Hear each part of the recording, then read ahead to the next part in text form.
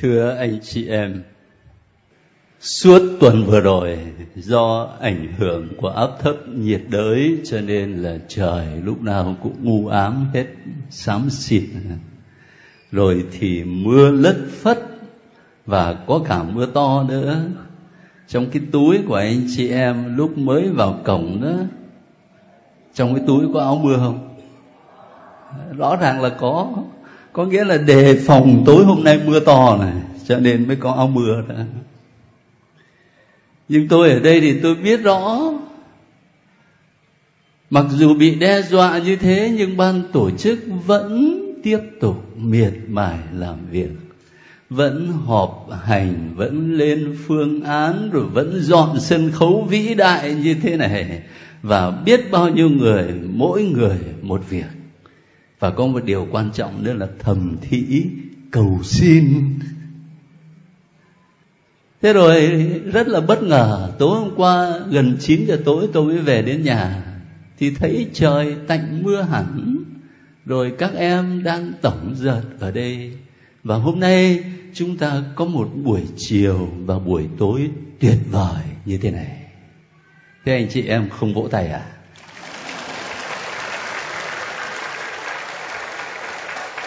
Vỗ tay là để tạ ơn Chúa chứ không phải để khen tôi đâu. Chúa ban cho chúng ta có một buổi tối tuyệt vời. Và tôi giữ hình ảnh của tuần lễ vừa rồi trong tâm trí, cho nên khi tôi đọc bài tin mừng hôm nay, tôi cảm thấy rằng cái hình ảnh ấy nó được diễn ra trong đời sống của ông Zachariah và bà Elizabeth, cha mẹ của Thánh Gioan Tẩy Giả.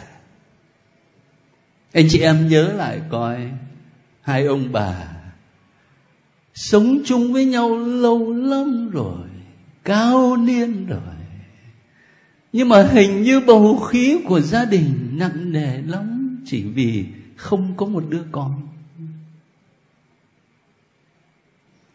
Cái chuyện hiếm muộn xem ra ngày nay nhiều hơn ngày xưa hay sao? Tôi nghe nhiều đôi vợ chồng trẻ đến than với tôi lắm. Nhưng có lẽ áp lực xã hội thì không nặng bằng ngày xưa. Ngày xưa mà một cặp vợ chồng hiếm muộn là khổ lắm. Bên cạnh áp lực xã hội còn có cả áp lực tôn giáo nữa. Bởi vì người ta bị gieo vào trong tâm hồn cái suy nghĩ rằng mình không có con là vì bị Chúa phạt. Cho nên buồn lắm. Rồi thì người ta cũng tìm cách để thoát ra. Anh chị em thử nhớ lại coi, tổ phụ Abraham có một người vợ là Sarah đấy. Hai ông bà già mà không có con. Chúa thì Chúa hứa vậy mà đợi mãi có thấy gì đâu. Rồi cuối cùng bà ấy đề nghị làm sao? Thôi thì tôi chả còn hy vọng gì đâu. Đấy, tôi có cái đứa con gái nó làm đầy tớ tôi, coi nó cũng được. Thôi thì ông ở với nó mà kiếm đứa con. Bà ấy tốt lành vậy. Rồi thì cha mẹ của tiên tri Samuel cũng thế thôi.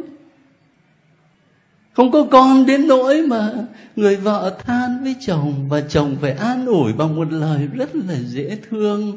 Thôi em ạ, một mình anh đây này chả nhẽ không bằng 10 đứa con ấy à? Ấy trong Kinh Thánh cả chứ không phải là chuyện đời đâu. Tôi kể vậy để anh chị em thấy cái nỗi đau của cha mẹ Thánh Gioan Tẩy Giả. Đời sống gia đình xem ra bị phủ một bầu khí không vui tươi lắm. Và tình trạng đó kéo dài rất lâu. Rồi cuối cùng bất ngờ bùng nổ một niềm vui. Đã già mà có con. Và đứa con ấy lại là một đứa con vĩ đại chứ. Một con người cao cả, một vĩ nhân trong lịch sử cứu độ, lịch sử của nhân loại. Rồi cũng từ cái hình ảnh thời tiết tuần vừa rồi và hình ảnh của gia đình Thánh Gioan Tẩy Giả, tôi mới nghĩ lại cái chủ đề của Đại hội gia đình năm nay, mãi mãi là gia đình. Tại sao mà lại chọn chủ đề này thưa anh chị em? Gia đình ấy thì có sẵn đấy rồi, còn phải mãi mãi là gia đình làm cái gì cho nó mệt. chọn chủ đề này là bởi vì ngày hôm nay gia đình đang bị đe dọa. Một bầu khí xám xịt phủ lên đời sống của nhiều gia đình ngày nay. Gia đình đang có nguy cơ tan rã, không chỉ vì những chuyện trước đây vốn có như là ly dị rồi ly thân rồi bất hòa, mà ngày hôm nay trên thế giới đang xuất hiện những trào lưu tư tưởng và được diễn ra trong thực tế đời sống. Những trào lưu mà nó muốn phá tan ngay cả cấu trúc và bản chất của gia đình. Ví dụ hôn nhân đồng tính.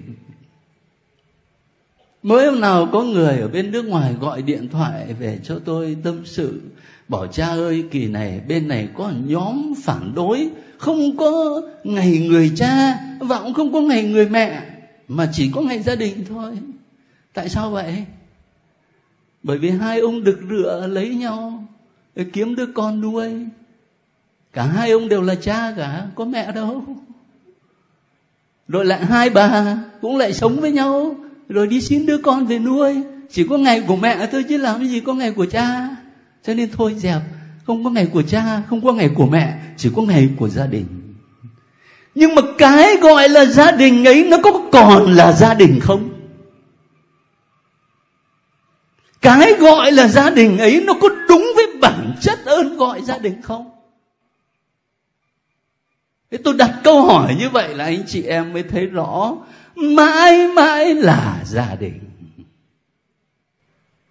Ban tổ chức người ta muốn chọn cái chủ đề đó để nhấn mạnh ngay từ bây giờ cho chúng ta cùng ý thức.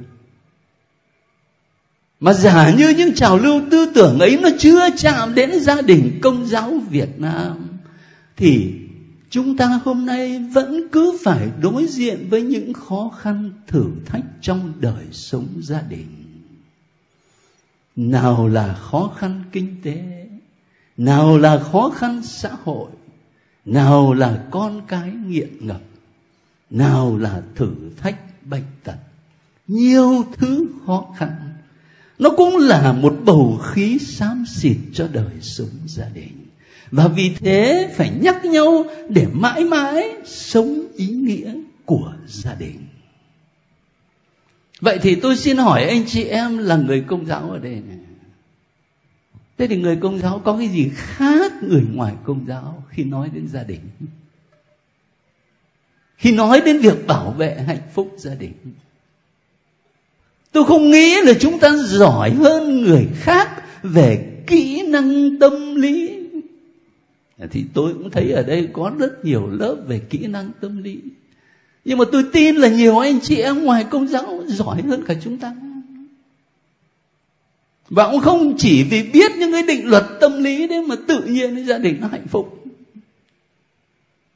Vậy thì nét độc đáo của gia đình Công giáo, gia đình Kitô hữu ở đâu?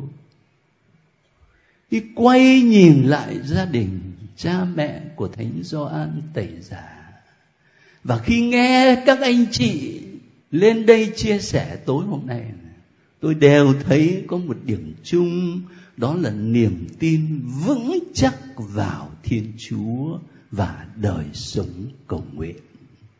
Đấy chính là nét độc đáo của chúng ta. Đấy chính là ánh sáng và là sức mạnh của chúng ta.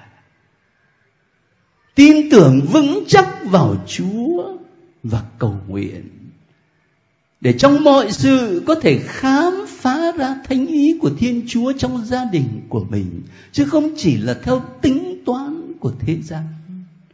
Để trong ánh sáng đức tin có thể đón nhận đứa con như là quà tặng của Thiên Chúa, chứ không chỉ là sản phẩm của kỹ thuật.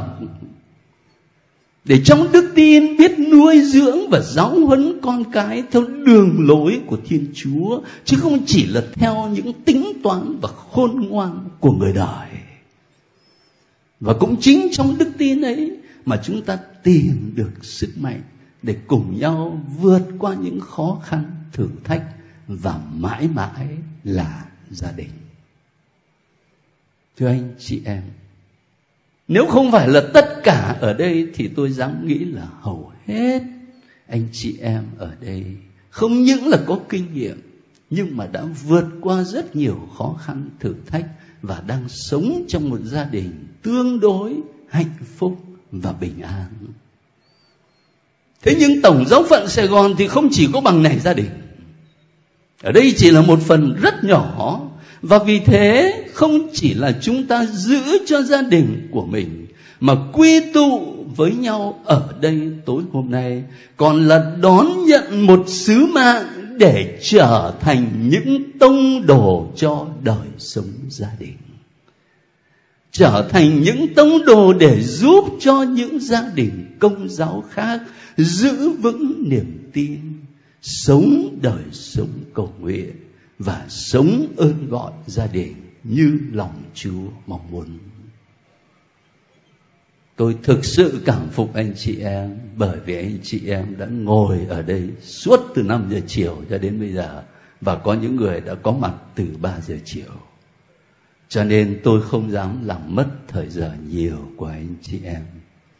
Dựa vào lời Chúa trong ngày lễ vọng sinh nhật của Thánh Gioan Tẩy Giả, tôi chỉ muốn chia sẻ một vài tâm tình đức tin. Tâm tình đức tin bởi vì những tâm tình ấy phát xuất từ đức tin. Và vì thế cùng với những suy nghiệm này, xin mời anh chị em chúng ta đứng lên cùng tuyên xưng đức tin. Thánh Lễ TV trân trọng cảm ơn quý vị đã quan tâm theo dõi và đăng ký kênh. Kính chúc quý vị luôn được mạnh khỏe, bình an trong Chúa và Mẹ. Xin chào và hẹn gặp lại quý vị trong các video tiếp theo.